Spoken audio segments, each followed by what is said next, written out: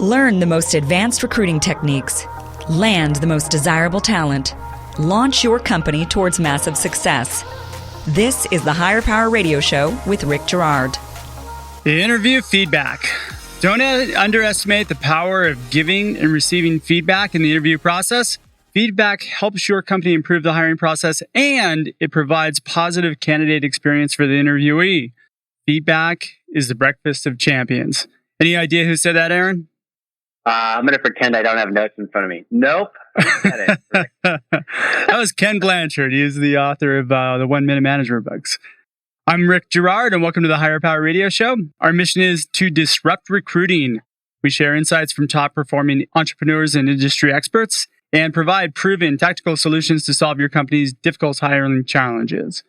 Today, our guest is Erin Wilson. Erin is the co-founder and talent engineer of HirePool, Inc. Erin has personally interviewed more than 10,000 job seekers and has helped build a community or a company that exited for $640 million and just released a consumer interview preparation software product, HirePool.io, which is being used by job seekers around the world. Erin, welcome to the Higher Power Radio Show today. Hey, thanks for having me again, Rick. I really appreciate it always. Hey, I love to have you on because we have such great, we give good interview. we give good interview. I agree. Yeah, there we go. So today we're going to cover a few things. We're going to talk about the whys of interview feedback, why it's important to have it, giving and receiving feedback, and then provide some tools to create feedback channels for your interview process. So first off, we need to start with having an interview process, right? Yeah, it's hard to give feedback based on something that doesn't exist. Very, very true. You know, even if you don't have an interview, like a formalized interview process, giving feedback still is something that can help you improve, especially if you get feedback and people tell you, well, your interview process is terrible. Yeah, you nailed it, Rick. 360 feedback, as I would call it, is oftentimes overlooked or certainly always undervalued. Ask the job seekers how their experience was going through your interview process, and you will learn. I promise that. Oh, yeah. If you don't learn, you can always look on Glassdoor and find out, right? Well, I suppose one way or another, you will learn. That's the end goal here. All right. So let's talk about feedback challenges because, you know, it seems to me that you either have it, you don't have it, or you're afraid to give it, right? That's right. Yeah, I think, you know, in my experience, having had the opportunity to work internally with companies and then, you know, spend so much time with job seekers, the consensus that meaningful feedback is non-existent. But when you drill into why that's happening or why it's not coming through, yeah, you nailed it. I think it boils down to a few points, which I'm sure we'll dive into, but yeah. I would just quickly repeat, you know. We're going to dive into it right now. Yeah, well, the first, you know, number one reason, probably most common, which we can riff on for a bit, is just the lack of structured interviewing. Yep. Most companies don't practice meaningful interview, right? They don't plan it in advance. And I think that's the most common reason. But you see that on your side as well. Oh, I see it all the time. And this is a battle that I fight on my end when I work with my clients, is getting them to a structured interview process is tough sometimes. Yeah. When you say structured interview to your clients, Rick, what does that mean to them? Well, what are we saying when we say structured interviewing? I feel like that's one of those buzzwords that's out there right now, but maybe doesn't have a shared understanding. So for me, it's actually having a process that's clearly defined with feedback channels set in, everything from how the candidate is engaged to how, once you get somebody in for the interview, how that process goes. I run a structure where I have each interview is timed and the interviewer is assigned a specific set of questions to ask. And then there's somebody usually there who is making sure that we're sticking with time and gathering feedback in between the interviews. Feedback from the candidate or Yep. from the hiring team? Both. Or from the candidate? Yeah. Both. Yeah. I love it. And you facilitate that feedback like midstream, or does it go towards notes at the end of the day? In real time. It's always easier to get that information, you know, as it happens much quicker. Yeah. And then we also structure it to where we build in what we call knockout questions. And candidates are prepped for this. So if somebody doesn't really meet the criteria that's core to the company values, then we just end the interview. And, you know, it's usually an agreement. So that's where I kind of like to see real-time feedback. Yeah, I would agree that in well-structured interviewing, if you come to the conclusion it's not a good use of everyone's time, that it is an agreement. Yeah. And I think that's one. Yeah, so I totally agree with you on what we're saying here. I think the big pieces we see when it comes to structured interviewing are just making sure that, yes, you have a thoughtful process, but two, that you really thought about, who is the panel, who are the people that will be asking or administering these interviews, which is more important than just who's available right now. Right. And then probably the part that the most of the companies are missing, which is actual competencies, right? Or what is the plan in that meeting between you and the candidate? Yeah. What are you going in there to talk about? How are we measuring success? And if it doesn't measure, how do we give that feedback, like you said? And we talk about this all the time on the show where, you don't want to have the 4 different interviewers going in and asking the same person the same question 4 different times. That's right. Not only a poor candidate experience, but also how do you measure anything on the back end of that? Especially when you're getting the same answer 5 times. So most companies don't have structured interviewing, but not all of them. Some people have structured interviewing. Some do. And what's interesting? Years ago, I went through an Amazon interview and they tell you up front that they do not provide interview feedback. They just give you a yes or no. And it's due to whatever their legal team kind of says that they can give. I get it. And I guess if you're prepping people for it up front, then it works. But still, it's always helpful to get some sort of closure. If you're breaking up with me, you should at least tell me why. Yeah. Well, and the way I put it is the return on their investment. You're building a brand as an employer, and each job candidate is no different than a consumer of your product, right? And that's exactly spot on. As many good impressions as you can. Yeah, and you want to leave them in a better position so that even if they don't take the job with you or they don't get the job with you, let them do well somewhere else. Yeah, I was just thinking about the Amazon. It's cool they tell you up front. That feels much better, I'm sure, than them telling you at the end of the process after you've invested all your time. But yeah, I have to be honest. It's a bit alarming how many companies don't give feedback. I think you had touched on this as maybe the second reason people aren't getting feedback. But are they afraid? And they're afraid to be honest. And this is something that really fascinates me. Companies out there telling people, "Hey, I'm not confident in my ability to give you feedback." Is that what they're saying? Is there a lack of confidence? I found a case study in doing research and it said that 70% of companies do not provide any unselected job applicants with any sort of feedback. They just say, no, thanks. And the big thing, I think it has to do with the legal department. Nobody wants to get sued, especially in the state of California, right? Discrimination lawsuits. So you have this kind of legality issue that if you don't say anything, you can't get sued. But if you do say the wrong thing, or if it gets misconstrued, then you can. Yeah, I guess they're choosing, in their opinion, the lesser of two evils, right? Yeah. At least from my point of view, if you're not sharing feedback, that's also egg on your face. What does that say about the organization, your ability to execute, to gather information? But I guess what a job seeker thinks about you is less dangerous than a lawsuit, is their thinking, huh? Yeah, absolutely. And I think this can be totally avoided by setting up the process to where you get past a lot of this in the screening process prior to bringing somebody in for an interview.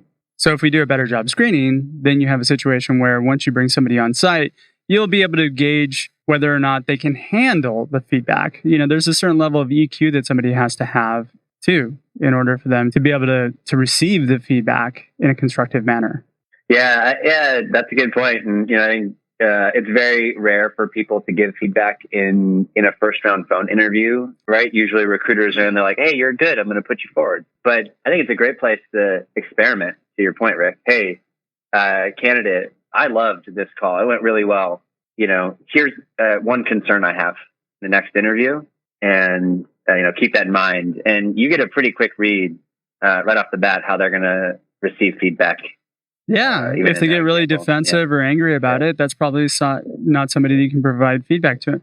I don't know if I buy really quickly before we let the companies off the hook here. Right? Yeah, I don't know if I buy the legal play here. I mean, having given so much feedback to candidates, if you give them real feedback and you know what you can and can't talk about, which we'll get to, it feels like a scapegoat. Feels like a scapegoat for companies to not put in the time or effort it takes to get feedback to people. But That's just one candidate advocate's point of view.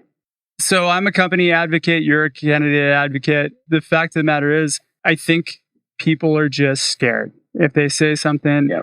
But once you get to a size where you're like Amazon size, right? You've got a full legal department that's telling you don't do it, don't say anything. And you have to kind of comply with that.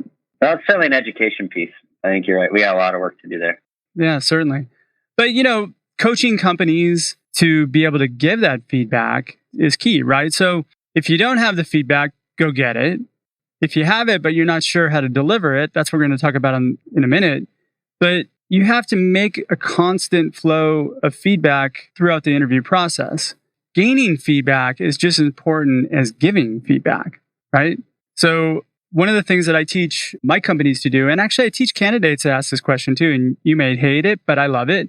If you want to get feedback in real time, ask the question, is there any reason why you would not hire me for this role as a candidate? Or is there any reason why if we extend an offer, you wouldn't accept an offer with our company? It's bold, but it also gets out what exactly that person's concerns might be at the time. And then at least you have the ability to address those concerns. I do think it makes for good conversation. I'll go back and forth with you on this a little bit. And I think there's an opportunity there to get feedback. The questions are what you and I always talk about. It's like asking an interviewer who has a simple job of interviewing you on one topic why they wouldn't hire you, which is a complex job, to me is a landmine. Really? But I do agree with you. You're going to get, I think so. But bold is a good word. You use the word bold, and I dig that. What if we took it away from me personally, though? What if it was like, hey, why wouldn't you hire someone for this role? Or what would you love to see for someone you hire in this role? And take away the personal side. But I think what you're saying, which helps me, is like you're helping facilitate that feedback. Yeah. That's so important. And so what I might ask is just a slightly different version of that similar question, which is like, hey, I really enjoyed my time with you here in this interview. What's one thing I could do differently or better in my next interview? And so as opposed to giving them like the hiring power, I would give them the incremental job of helping me improve incrementally. But aren't you in fact letting them off the hook then? I mean, because it's directly related to you. And so if you got the ability to accept some feedback real time, why not take that opportunity? It's a fair question. I just don't know what you can expect from them when you ask that question. I've had candidates ask that question in the past. And what they've gotten is, okay, I'm concerned about your technical ability in and around X, Y, and Z. Or I'm concerned about, one of the campaigns that you ran that, I wasn't really quite clear on the results. And so what ends up happening is then that clarifies it for the interviewer so that they understand what exactly, whatever their questions might have been, or they get clarification on it. Sometimes people don't ask because they run out of time. Well, in that example, I value that question. I think that, I appreciate forcing the clarification because we know from our earlier point, most people don't build in real time for Q&A in an interview, right? There's like rapid fire interviewer. Okay, time's up. Oh, hey, do you have any questions for me? We have like 30 seconds left. I'd be happy to answer them. Yeah, so I love that. Well, and similarly, right, if you or I talk to the job seeker after they leave the interview and we ask them, what questions did the interviewer ask you? It's shocking how often the interviewer didn't ask any technical questions, yet the feedback is they're not technical enough. Oh, I've gotten that throughout my career, absolutely, especially on the technical, when I've placed engineers. Give you a +1 on that, because if you can surface that in the interview, you might have a chance to move the needle as opposed to, right, having the recruiter go back and do the work for you. Yeah, and that ends up, by the way, being a total, I don't buy that one. The person's not technical enough is not an acceptable answer. No, not at all. Well, and it goes back to I'm sure when you have your clients set up interviews so you can prep your candidates on the front end because you know how you're assessing technical, right? I did want to say before we skip ahead, there's another reason people aren't getting feedback or we aren't giving it as a company, and we don't have to go too deep into it, Rick, but it's just out of sight, out of mind. What do you mean? And it's a hard truth about recruiting, but if I'm a job seeker and I'm interviewing at company A and that job is a high priority for them, and I'm a hot candidate for them, I get all of their attention. Oh, absolutely. The moment they decide they don't want to hire me, I'm no longer of interest to them. So a lot of times, and job seekers feel this, right? You're in process with a company, interviews are going well, you're firing on all cylinders, and then you even walk out of the final interview, the recruiter's like, oh, things seem like they're going great. I'll call you tonight. And then no explanation, you get an email or a follow-up from the system or a recruiter you've never met saying, hey, thanks for coming in, we went a different direction. And by the way, I think that's the worst thing you can do, because maybe the timing's not right now, but you're leaving a bad taste in someone's mouth. And later on, you might need that person. That's right. So I just didn't want to skip over that. But if that's happening to you, a lot of times it's just that, right? You're not the priority anymore. How do we as groups make sure we give back, go back to give back? And you know what? That's called ghosting, right? When you ghost people, it's not cool. Yeah. And that mystery is not cool. It's not cool. And that mystery kind of creates distrust, and it also leads to those bad Glassdoor reviews, which I love to read every once in a while I'm eating popcorn and drinking a beer. Well, the sad part is, before it becomes entertainment, it's real grief. And that's true. Real stress for a job seeker. And I didn't, when I first heard these stories, I kind of believed them, but then I started hearing them over and over again. It's like, take any individual who's typically successful and confident, and then put them in this environment where they go in, meet a bunch of people, expose themselves, become vulnerable, and then never get feedback on what happened. And I kid you not, Rick, like refreshing their email every 20 minutes. Oh, yeah. Waiting for a meaningful email to come in to tell them that time was worth spending, or that they're good, or that they're not, and it's crazy, but it's real.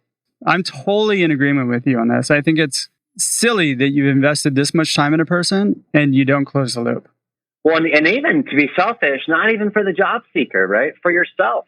You invested the time. You decided you wanted to do something. You went in to assess a person and their skills and the fit for your organization that you care about.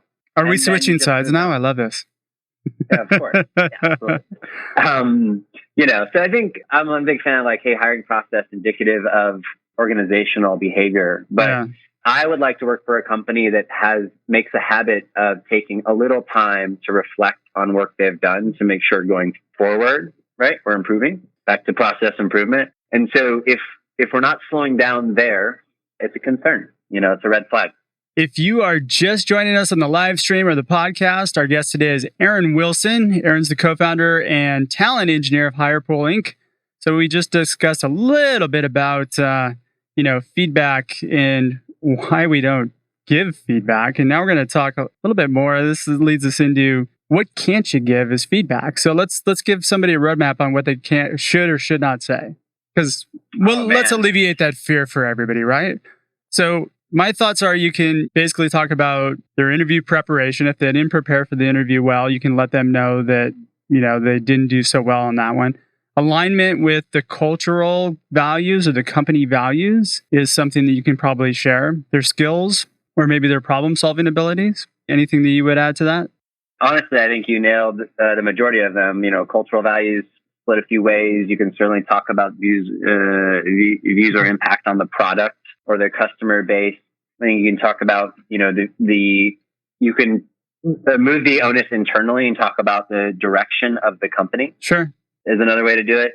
But yeah, and I think those topics can be very rich with authentic content. We don't need to create a long list there. So when you're talking about cultural or company values, what's interesting is the conversation that I have is that I usually have an agreement with the interviewee that they feel it wasn't a cultural fit too, a lot of times, if it's set up properly.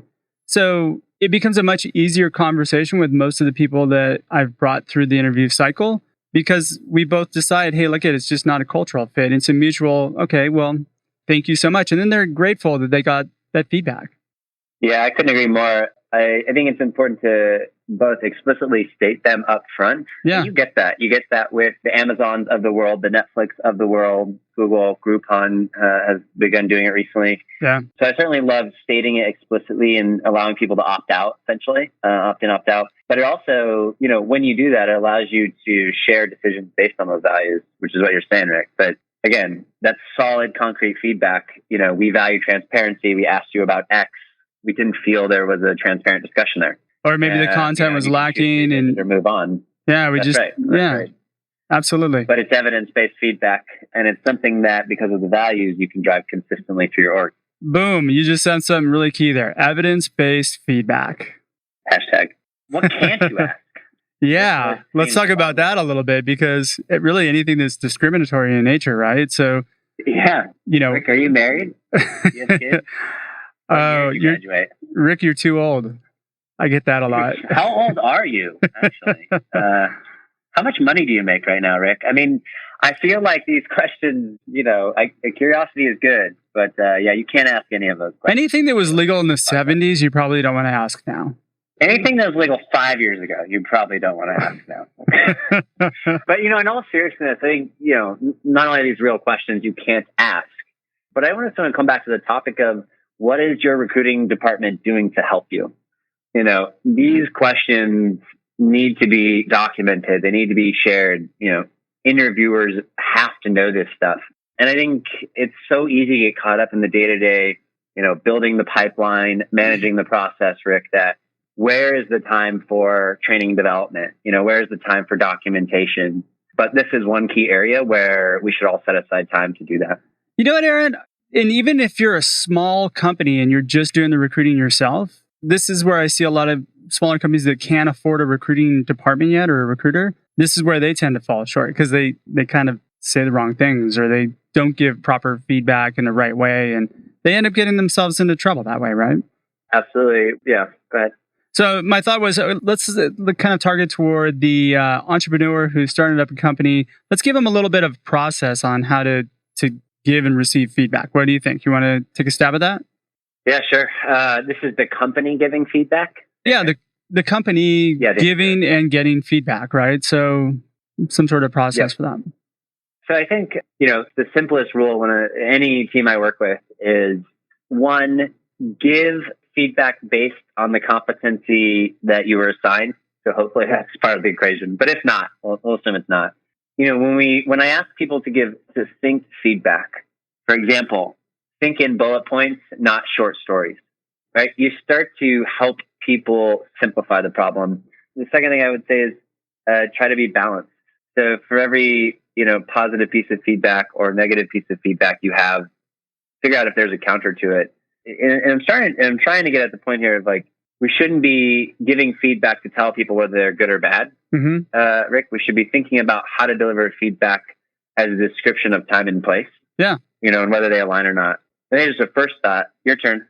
Actually, one of the things you mentioned to me when we talked on the phone too was building feedback time. Do you remember that? Scheduling your interview 10 minutes longer so you can actually get that feedback. Yeah, and you can do that for yourself or with your recruiting team. Yeah. Just build in that extra 10 to 15 minutes so you can sit down, compose your thoughts. And like you mentioned, do it more or less real time. Yeah. I think so common interviewers, they have a packed schedule, they throw in an interview, and they tell themselves they're going to sit down at night to write notes down. And they either, don't do that, or they do. But at that point, you've now had an entire day to form new bias-based opinions on your interactions. And so, yes, I think that's interesting. We mentioned it earlier in the call, but I'd come back to this simple concept of you don't have to solve their whole career with your feedback, right? So what is just one thing they could do differently? Like, for example, hey, when I asked you questions, it was really hard to hear you the first time. I had to ask you to speak up, repeatedly. Might be a simple piece of feedback, but just that tweak could improve the entire interview for them in their next interview. So yeah, it could be that they're nervous. It to be like a home run. All right. So how do we professionally release a person from the process? I mean, first off, I think we both agree, call them. Don't send them a text message or a post-it note or an email. Let them know. That's right. Well, so trying to do this in scale can be challenging. I tend to be really righteous. I'm like, you should deliver the feedback and then never fail. Someone's in the audience like, well, I have 400 candidates to give feedback. How do I do that? So I think it's fair to say, right, if you have a candidate who has applied and maybe you've had like a first phone interview, pretty straightforward, give them an opt-in. Hey, we had a good chat. Send an email. Hey, we had a great chat. We're not going to move forward. I'm happy to share more about why. If you're interested, love to jump on a quick call. Hey, by the way, so I'm going to back up just a second. I'm going to disagree with you on it. Yeah. I think that if you took the time, 5 minutes is all it takes really to give people feedback to close it out. Yeah. And so schedule your time better. And the fact is, most recruiters these days aren't on the phone as much as they should be. Would you agree? Okay, I agree with that. So I agree with that. You can take or schedule time in to give feedback, like, structure out your day so that you know exactly what you're going to be doing. I have to release these 4 candidates today. I'm going to do it at this time frame. Boom. Okay, so I totally agree. But when you're doing it over time, I want to see that spread favor the candidates you spend more time with. So what do you mean? What I have found. So what I found is like first round phone interviews, get that email saying, "Hey, one, I'll give you feedback in the first interview if I can. I don't even need to follow up with you. At the end of the first interview on the phone, if you are not passing the interview, I tell you right then and there." Yeah. Absolutely. So why can't recruiters do that, right? Yeah, absolutely. Well, that's why you did it in real time. Right. And then if not, it's like, hey, I'm not going to move forward. A 5-minute call. Again, not everyone says they want the call. If they do, jump on it. Easy. 5 minutes, to your point, man, your time, get off. But the feedback calls for people who go 2-3 rounds in, especially if you talk to my hiring manager second round or you come on site, you're getting 100%, you're getting a phone call from me. Absolutely. We're going to exchange notes. I'm not giving you feedback. I'm not just taking feedback. We're both doing that. We're exchanging. And that's what I ask if you're open to doing. And we exchange those notes. And I think the biggest thing for employers, one of the cool things about fear is like when you give a job seeker honest feedback, you get it in return. It's crazy. Yep. But it's real. And there we have the message of the day. I love it. That's perfect way to end the show. So the candidate experience is basically showing that your integrity and transparency in the hiring process creates a better feeling for that person. And, let's just be honest, it decreases the likelihood of a discrimination lawsuit, which is, if that's what you're worried about, let it go. Or hire a different lawyer. Sorry. I almost busted out a Disney song there. Erin, I want to thank you for your time investment today. And man, thanks for coming back and sharing your insight with the Higher Power Radio community. Now, you guys just launched. Give me a quick plug on that and tell everybody how they can find you. Yeah, thanks. Really easy. Go to hirepool.io,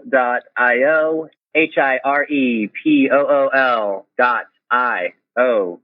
We are interview preparation software. It's free.